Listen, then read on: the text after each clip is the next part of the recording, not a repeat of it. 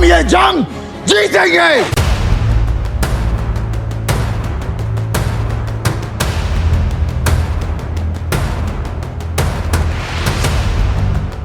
1971 की जंग, सरहद पर बहता खून और वो फिल्म जिसने हर हिंदुस्तानी के दिल में देशभक्ति जगा दी, बॉर्डर।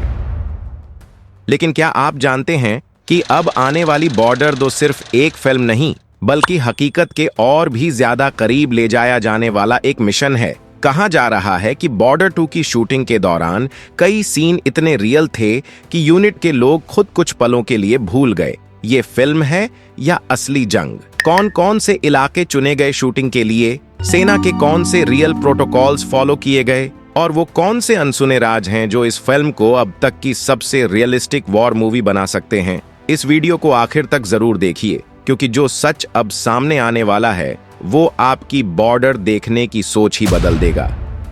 इसी तरह की और रहस्यमयी जानकारी प्राप्त करने के लिए हमारे चैनल ट्रू हिस्ट्री को आज ही सब्सक्राइब करें और बेल आइकॉन को प्रेस करें।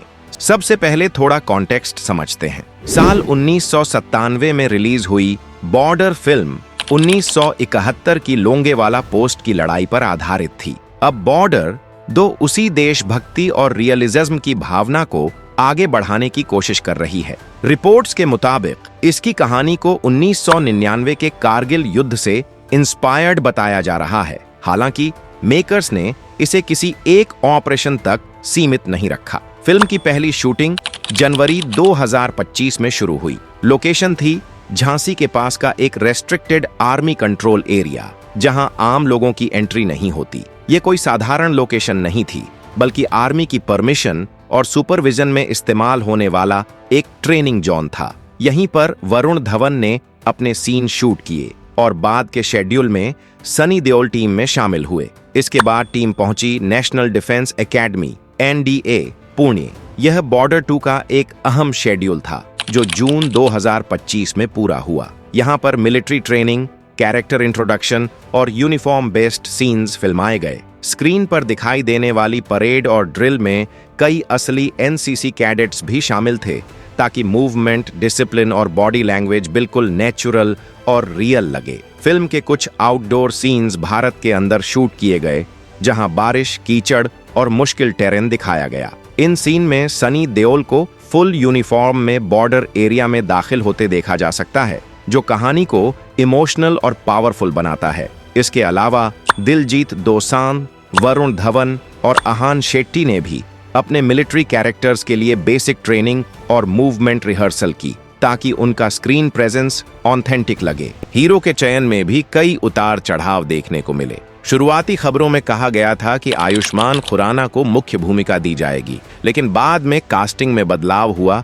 और रोल वरुण धवन को मिला। एक दिल को छू लेने वाली बात यह भी है कि सुनील शेट्टी के बेटे आहान शेट्टी भी इस फिल्म का हिस्सा है। पहले उनके पिता ने पहली फिल्म में रोल दिया था और अब आहान उसी कहानी को आगे ले जा रहे हैं। हीरोइन के लिए शुरू में रश्मिका मंदाना का नाम चर्चा में था, लेकिन पैसों और समझौते को लेकर सहमति नहीं बन पाई। अंततः यह रोल सोनम बाजवा को सौंपा गया। अगर बजट और फीस की बात करें तो बॉर्डर 1 और बॉर्डर 2 में काफी फर्क देखा गया। 1997 में सनी देओल ने लगभग 1.2 करोड़ की फीस ली थी। वहीं 2023 में गदर 2 की सफलता के बाद उनकी फीस 50 करोड़ तक पहुंच गई। आहान शेट्टी इस फिल्म के लिए 7 करोड़ ले रहे हैं, जबकि वरुण धवन की फीस 10 करोड़ है। समय बदला है, नोटों की संख्या बढ़ी है, लेकिन 1997 वाली असली भावनाएं वही हैं। कुछ वाहनों को खास तरीके से मॉडिफाई किया गया ताकि वे दुश्मन की सेना जैसी दिखें।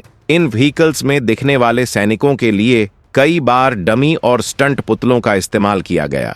धमाके और action scenes controlled practical effects और VFX के संयोजन से शूट किए गए, ताकि कलाकार पूरी तरह सुरक्षित रहें। सेट और लोकेशन जितनी भव्य थी, उतनी ही चुनौतीपूर्ण भी। इसका अंदाज केवल सनी देओल को देखकर ही लगाया जा सकता है।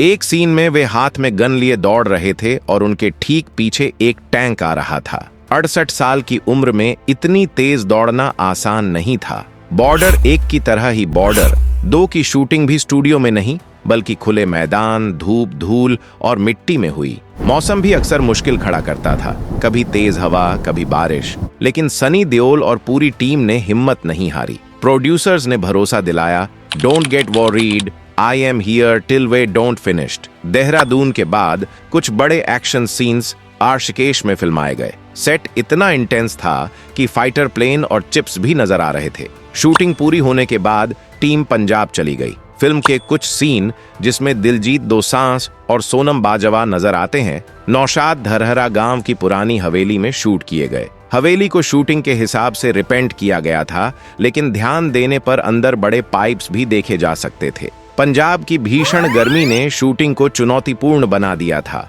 इस मुश्किल माहौल में एक्टर्स के आराम और मेकअप की सुरक्षा के लिए बाहर भारी एयर कूलिंग यूनिट्स लगाई गई थीं। पर्दे पर दर्शकों को 1999 का दौर दिखेगा, लेकिन पीछे इस्तेमाल होने वाली टेक्नोलॉजी पूरी तरह 2025 की थी। अमृतसर में शूटिंग का शेड्यूल पिछले साल के बीच में सफलतापूर्वक पूरा हुआ।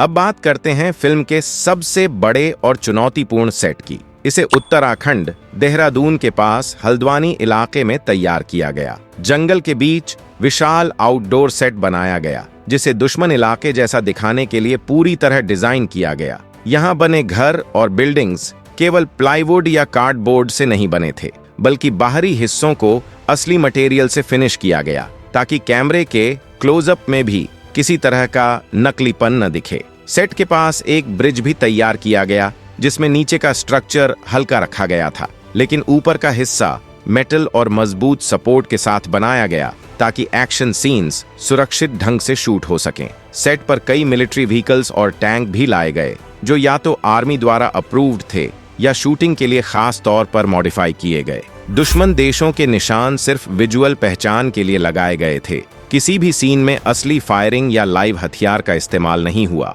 खबरों के मुताबिक फिल्म का सबसे बड़ा और चुनौतीपूर्ण क्लाइमैक्स सीन दिसंबर में शूट किया गया। इस फिल्म को बनाना इतना आसान नहीं था। डायरेक्टर ने 2015 में ही सनी देओल से इस प्रोजेक्ट की बात की थी, लेकिन उस समय उनकी फिल्मों की स्थिति के कारण आगे काम नहीं हो पाया। सनी पाजी खुद थोड़े चिंतित थे कि अगर कहानी मजबूत नहीं बनी तो पुरानी बॉर्डर का नाम प्रभावित हो सकता है। लेकिन गदर 2 की सफलता के बाद उन्होंने हिम्मत दिखाई और प्रोजेक्ट को हाँ कर दिया। कुल मिलाकर बॉर्डर 2 की मेकिंग में पूरी कोशिश यही की गई कि हर दृश्य वास्तविक लगे, लेकिन सुरक्षा और फिल्म मेकिंग के नियमों के भीतर। यही कारण है कि फिल्म का हर सीन देखने में रॉ, इंटेंस और जमीन से जुड़ा हुआ महसूस होता है, बिना किसी अनावश्यक बढ़ा चढ़ा के। वीडियो को खत्म करने से पहले थोड़ी कंट्रोवर्सी और इमोशन की बात भी हो जाए। प्रमोशन के दौरान सोनू निगम, वरुण धवन और अहान शेट्टी ने